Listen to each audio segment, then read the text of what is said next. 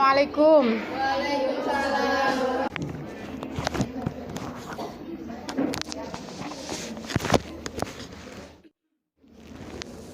Assalamualaikum warahmatullahi wabarakatuh. Waalaikumsalam warahmatullahi wabarakatuh. Hormat, Kak. Tegak, Kak. Selamat pagi, Bu. Selamat pagi. Doa mulai. Bismillahirrahmanirrahim. Alhamdulillahirabbil alamin.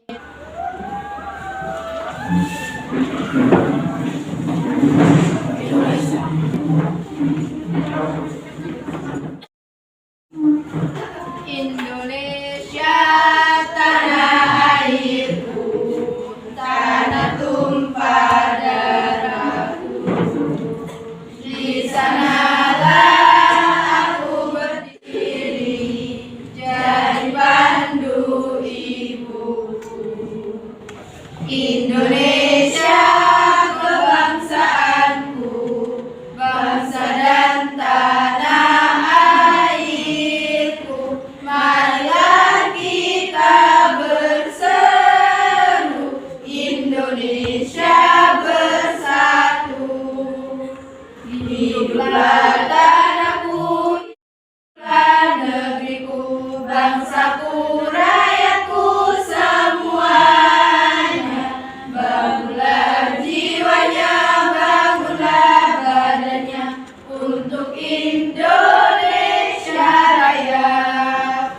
Indonesia Raya merdeka, merdeka tanahku, negeriku yang ku cinta. Indonesia Raya merdeka, merdeka, hiduplah Indonesia Raya.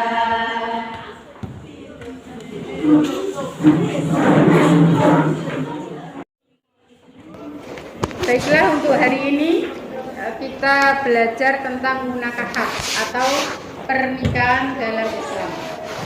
Untuk minggu kemarin kita sudah belajar tentang berpikir kritis. Masih ingat? Oke. Ya, sekarang munakahat. Apa sih itu pernikahan? Nah, itu nanti apa pernikahan, tujuan pernikahan, terus yang undang-undang yang membahas tentang pernikahan. Nah, itu nanti kita pelajari dan nanti silahkan kita bentuk kelompok diskusi. Nanti silahkan boleh mencari bahan dari manapun, termasuk dari buku dan LKS yang kalian punya, ya. Dan kenapa sih kita harus ada pernikahan? Nah, padahal hubungan tanpa ada ikatan itu lebih enak, ya kan? Lebih enak, lebih asik tanpa ada tanggungan di dunianya, maksudnya ya. Tapi jangan salah, kita kalau sampai berhubungan tidak dalam ikatan pernikahan, kalau sampai terjadi sesuatu yang sampai menghasilkan yang namanya anak, itu juga akan membuat apa bahasa nih? Elek mau wirang mirangke awake dhewe dan keluargane dhewe. Iya enggak? Nah, maka dari itu kita nanti harus ada ikatan pernikahan. Dieling-eling. Jadi wong wedok semua perempuan. Jadi seorang perempuan atau jadi perempuan itu kita harus bisa menjaga kehormatan kita. Pokoknya sampean kalau diminta segala sesuatu yang kamu punya, ibaratnya kan terutama yang dinamakan kehormatan wanita apa? Apa? Harga diri. Harga diri itu termasuk apa yang ada di badan kalian, itu termasuk.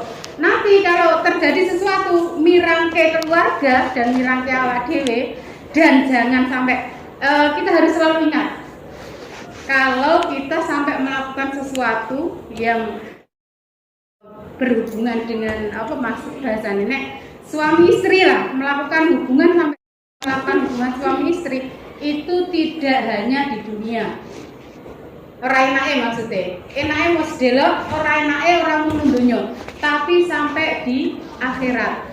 Dosane Masya Allah, hukumannya nanti hukuman orang yang berzina yang itu sudah kita pelajari di kelas 10 dulu.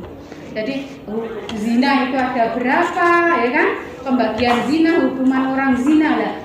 Maka dari itu kita harus melakukan pernikahan atau akad pernikahan biar semua itu yang tadi asalnya haram itu bisa menjadi halal, dan itu pokoknya dilakoni semuanya jadi pahala.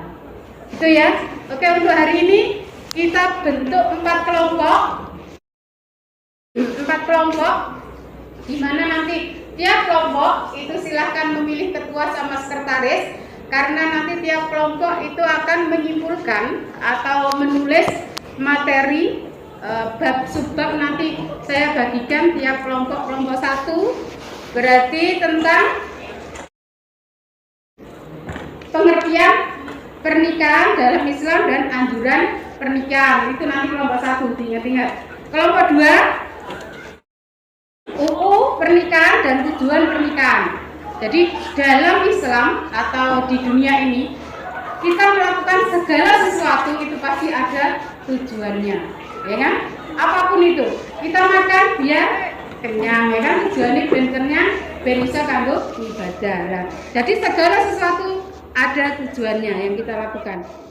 Yang kelompok 3 nanti hukum pernikahan dalam Islam dan rukun pernikahan. Rukunnya itu apa saja sih? Hukumnya pernikahan itu ada berapa? Nah, itu nanti yang bahas kelompok 3. Yang kelompok 4 hak dan kewajiban suami istri dan hikmah pernikahan. Nah, jadi kita melakukan segala sesuatu selain ada tujuannya, itu juga pasti ada hikmahnya. Apapun yang kita lakukan di dunia ini pasti ada hikmahnya.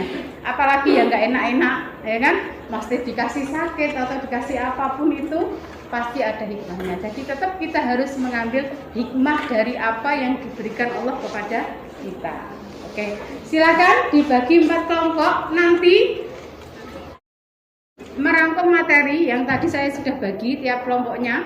Kelompok 1, 2, 3, 4. Setelah itu kalau sudah bikin rangkuman atau bisa peta konsep atau pengertian atau apa yang tadi saya bagikan, nanti ditempel ke dinding kelompok 1, 2, 3, dan 4. Nanti ditempel di dinding masing-masing. Setelah itu kelompok yang lain kan, kelompok untuk kelompok 1, 2, sampai 4 itu kan sudah paham apa yang dipelajari neng grup B atau di kelompoknya. Nah, nanti setelah itu ditempel di dinding, tiap kelompok muter melihat materi kelompok yang lain. Muter. Setelah itu kembali ke tempat duduk masing-masing, baru nanti menyimpulkan, menyampaikan kesimpulan materi yang didapat masing-masing. Kalau memang nanti ada yang ditanyakan dari kelompok lain, silakan dipertanyakan, ya. Kalau nggak ada, nggak apa-apa. Yang penting mempresentasikan apa yang kelompok kalian pelajari, biar nanti yang lain bisa paham. Selain mereka melihat catatan kalian, mereka butuh penjelasan juga dari tiap kelompok, gitu ya, paham ya? Oke, silakan.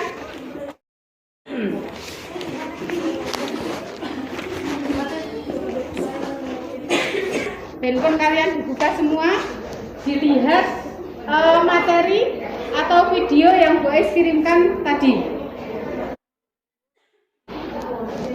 Silakan dilihat dulu. Nanti setelah dilihat, itu nanti bisa buat bahan yang kalian catat atau buat memahami materi yang kita bahas hari ini. Silahkan dilihat dulu.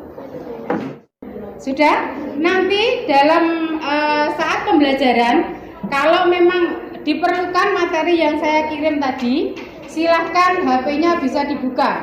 Atau kita bisa silahkan mencari materi dari sumber yang lain, dari Google, dari YouTube, silahkan. Atau dari artikel-artikel yang ada yang membahas tentang bagian kalian masing-masing, ya. Silahkan dicari materi yang ada, yang kalian butuhkan. Oh ya, sebelumnya Bu Ais tadi belum ngabsen atau menanyakan siapa yang tidak hadir hari ini. Untuk hari ini siapa yang tidak hadir? Vela siapa? Vela kenapa? Sakit. Hanya satu? Yang lainnya sehat semua? Oke. Ada yang ditanyakan sebelum kita mulai diskusinya? Tidak ada. Oke, berarti sudah paham semua. Silakan didiskusikan tiap kelompok masing-masing, cari materi sebanyak mungkin, nanti disimpulkan, dicatat, baru ditempel di tembok. Silakan, bisa dimulai. Oke, berarti sudah ditulis semua. Silakan persiapan untuk menempel di dinding.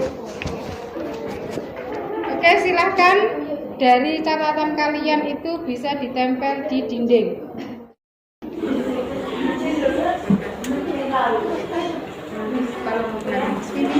Ini aja ya. Nanti buatnya bisa nggak ya? Enggak ya? Sudah? Sudah semua? Silakan dimulai dari kelompok 1 melihat materi kelompok 2. Silakan. Sudah? Sudah cukup? Oke, silakan berpindah tempat. Oke, sudah cukup? Berarti sudah melihat punya temannya semua. Silakan kembali ke tempat masing-masing. Sudah? Dari materi yang kalian ambil atau kalian lihat dari kelompok yang lain, apakah ada yang susah? Gak ada? Oke, berarti bisa dipahami semua. Silakan kalau memang ada yang perlu ditanyakan, silakan ditanyakan nanti setelah presentasi ketua kelompoknya. Sudah siap presentasi ketua kelompok? Oke, silakan. Dari kelompok 1-2 aja ya. Waalaikumsalam warahmatullahi wabarakatuh. Saya dari kelompok 1 ingin mempresentasikan tentang pengertian pernikahan dan ayat yang menjelaskan tentang pernikahan. Demikian dari kelompok kami. Terima kasih. Wassalamualaikum warahmatullahi wabarakatuh. Warahmatullahi wabarakatuh.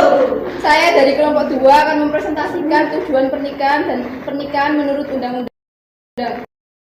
Demikian presentasi dari kami. Wassalamualaikum warahmatullahi wabarakatuh. Assalamualaikum warahmatullahi wabarakatuh. Waalaikumsalam warahmatullahi wabarakatuh. Sini saya akan menyampaikan hasil diskusi kami mengenai hukum dan rukun pernikahan dalam Islam. Demikian dari kami. Wassalamualaikum warahmatullahi wabarakatuh. Waalaikumsalam.